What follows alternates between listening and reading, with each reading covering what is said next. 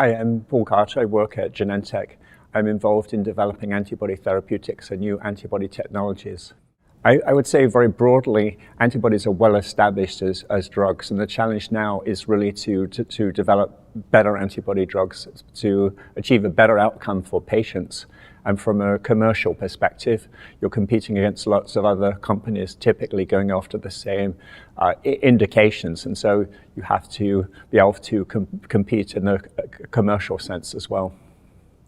Well, I think one of the huge opportunities that obviously a lot of people are pursuing is in the area of cancer immunotherapy. And there are both kind of antibody-based approaches and targeted T-cell based approaches. I think there's interesting science in many different areas. In coming to these meetings, I'm always amazed by the ingenuity of colleagues across the industry in different formats, different applications of antibodies, bispecific antibodies, non-antibody scaffolds. There are many aspects. Certainly a very basic part is the science and really staying abreast of what's new. And it's also a great opportunity to meet up with colleagues, some of whom I've known for years or even decades.